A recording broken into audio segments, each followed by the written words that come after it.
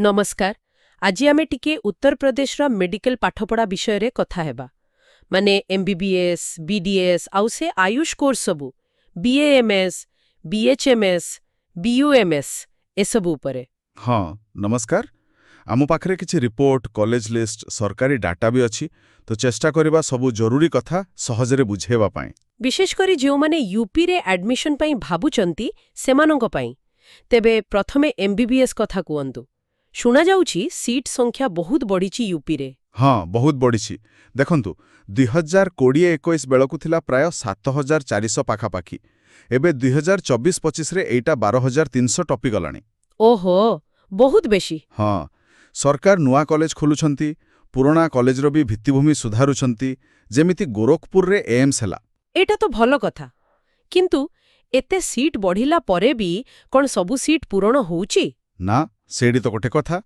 आश्चर्य लागिवो किंतु 2024-25 रे भी प्राय 2800 रु अधिक एमबीबीएस सीट खाली पड़िथिला एथरे एम्स की जिपमर शामिल नाही इरे बाबा एते सीट खाली काहे की कोन कारण थाई पारे फीस गोटे बड़ कारण की हाँ निश्चय मुख्य कारण हला आगिना बेसरकारी कॉलेज गुड़िकर फीस बहुत अधिक सरकारी रे जेउठी वर्षकु 30-60 हजार भितर हे जाउछि बेसरकारी रे सेठी 10-15 लाख बा ताठो भी बेसी बाप रे हाँ आउ किछि कॉलेज जेमति ग्रेटर नोएडार गोटे कॉलेज अछि से माने संख्या लगु कोटा देखि आहुरी बेसी नेबाकु चेष्टा करुथिले अवश्य सरकार मना करिसंती अच्छा या छड़ा काउंसलिंग प्रक्रिया भी टिके जटिल लागे पिलांकु आउ किछि पिला हुए तो नुआ कॉलेज जीवाकु एतेटा आग्रही नुहंती बुझिले ताहले एडमिशन प्रक्रिया गटा केमिति हुए नीट स्कोर तो दरकार निश्चय हाँ पूरापूरी नीट यूजी स्कोर उपरे काउंसलिंग करे यूपीडीजीएमई माने directorate of medical education and training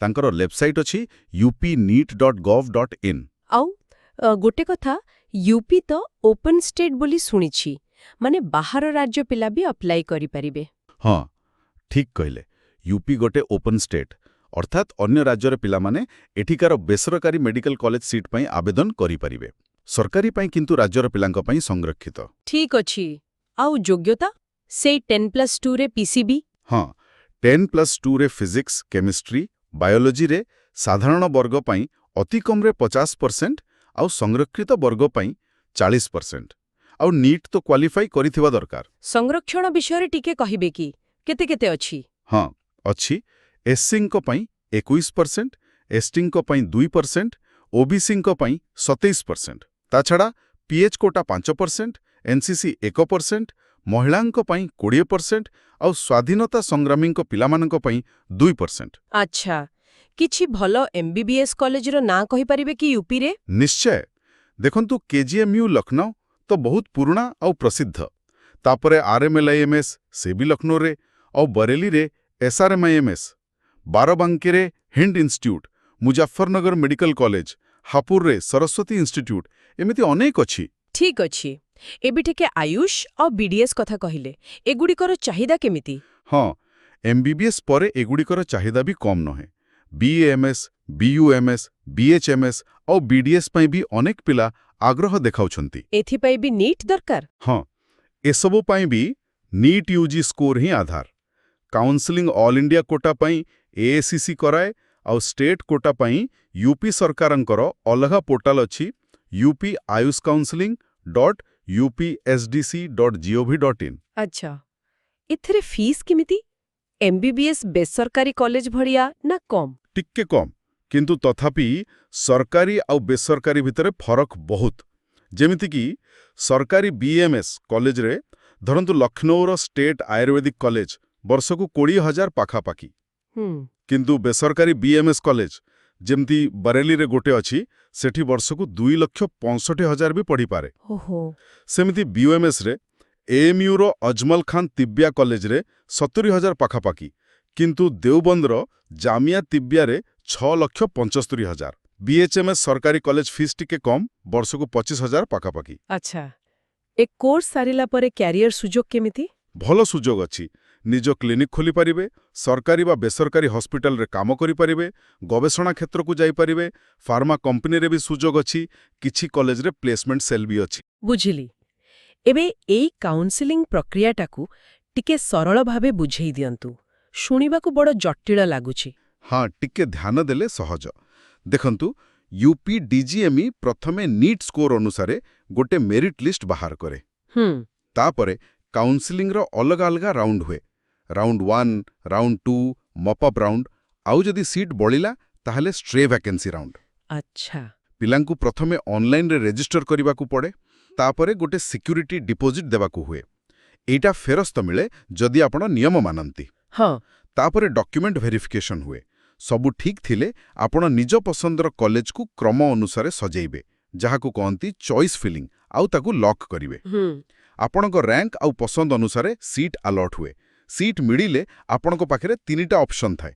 fridge ମାନେ ସେଇ ସିଟ୍ ନେଇଗଲେ ଆଉ ଆଗକୁ କାଉନ୍ସିଲିଂରେ ଭାଗ ନେବେନି। ଠିକ୍ ଅଛି।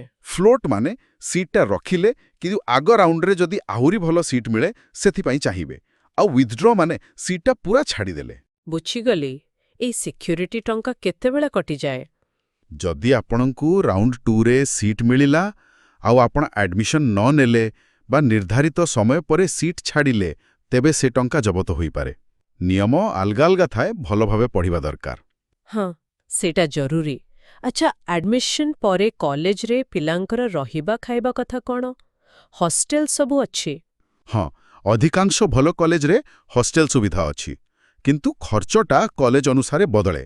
ଯେମିତି ଗ୍ରେଟର ନଏଡାର ଗୋଟେ କଲେଜ କଥା ଆମେ କହୁଥିଲୁ, ସେଠି ହଷ୍ଟେଲ ପାଇଁ ଏସି ନନ୍ ଏସି ମିଶେଇ ବର୍ଷକୁ 2.5ରୁ 3 ଲକ୍ଷ ବି ଲାଗିପାରେ। ବାପରେ, ପାଠପଢ଼ା ଫିସ୍ ସାଙ୍ଗକୁ ଏଇଟା ବି ବହୁତ ଖର୍ଚ୍ଚ। ହଁ, ବେସରକାରୀରେ ପଢ଼ିଲେ ଖର୍ଚ୍ଚ ତ ବେଶୀ। ଆଚ୍ଛା, ପାଠପଢ଼ା ଶୈଳୀ ବିଷୟରେ କିଛି କହୁଥିଲେ। କିଛି ନୂଆ ଟ୍ରେଣ୍ଡ ଦେଖାଯାଉଛି କି? ହଁ, ଗୋଟେ ମଜାଦାର ଷ୍ଟଡି ହୋଇଥିଲା ଫତେପୁରର ଗୋଟେ ମେଡିକାଲ କଲେଜରେ।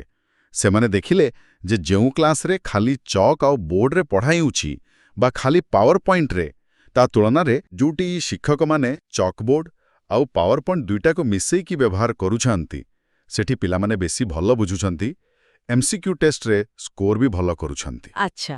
ହଁ, ଆଉ ପିଲାମାନେ ବି ବେଶୀ ସନ୍ତୁଷ୍ଟ। ହଁ। ପ୍ରାୟ 87% ପିଲା କହିଲେ ଯେ ସେମାନଙ୍କୁ ଏଇ ମିଶ୍ରିତ ପଦ୍ଧତି ବେଶୀ ଭଲ ଲାଗୁଛି। ବାଃ, ଏଇଟା ତ ବହୁତ ଭଲ କଥା। ମାନେ ଟେକ୍ନୋଲୋଜି ସାଙ୍ଗେ ପାରମ୍ପରିକ ପଦ୍ଧତିର ମିଶ୍ರಣଟା କାମ ଦେଉଛି। ଏକଦମ। ତେଣୁ ଶିକ୍ଷାଦାନରେ ବି ଏମିତି ନୂଆ ପ୍ରୟୋଗ ହେବା ଦରକାର। ତାହେଲେ ମୋଟାମୋଟି କହିବାକୁ ଗଲେ ୟୁପିରେ ମେଡିକାଲ ପଢ଼ିବା ପାଇଁ ସୁଯୋଗ ନିଶ୍ଚୟ ବଢ଼ିଛି, ସିଟ୍ ସଂଖ୍ୟା ବଢ଼ିଛି, କିନ୍ତୁ ଫିସ୍ ଗୋଟେ ବଡ଼ କଥା, ବିଶେଷ କରି ବେସରକାରୀ କଲେଜରେ। ଆଉ କାଉନ୍ସେଲିଂ ପ୍ରକ୍ରିୟାକୁ ଭଲ ଭାବେ ବୁଝିବା ଦରକାର। MBBS ଛଡ଼ା ଆୟୁଷ ଆଉ BDS ବି ଭଲ ବିକଳ୍ପ। ହଁ, ଏକଦମ ଠିକ୍ ସାରାଂଶ। ଆଉ ଶେଷରେ ଗୋଟେ କଥା ଚିନ୍ତା କରିବା ପାଇଁ ଛାଡ଼ିଯାଉଛି। ହଁ, କୁହନ୍ତୁ। ଆଜିକାଲି ମେଡିକାଲ ଶିକ୍ଷା କ୍ଷେତ୍ରରେ ପିଲାଙ୍କୁ ସବୁଠୁ ଭଲ ଭାବେ ଶିଖେଇବା ପାଇଁ ଆଉ ସେମାନଙ୍କୁ ପାଠପଢ଼ାରେ ଖୁସି ରଖିବା ପାଇଁ ଏଇ ପୁରୁଣା ଜକ୍ ବୋର୍ଡ ପଦ୍ଧତି ଆଉ ନୂଆ ଡିଜିଟାଲ ଟୁଲ୍ସ ଭିତରେ ସବୁଠୁ ଭଲ ସନ୍ତୁଳନ କ'ଣ ହୋଇପାରେ? ସେ ଫତେପୁର ଷ୍ଟଡି ତ କିଛି ସଂକେତ ଦେଉଛି, କିନ୍ତୁ ଏହା ଉପରେ ଆହୁରି ଚିନ୍ତା କରିବାର ଅଛି। ହଁ, ନିଶ୍ଚୟ ଏହା ଏକ ଗୁରୁତ୍ୱପୂର୍ଣ୍ଣ ପ୍ରଶ୍ନ। ଆଜିର ଆଲୋଚନା ପାଇଁ ବହୁତ ବହୁତ ଧନ୍ୟବାଦ। ଧନ୍ୟବାଦ।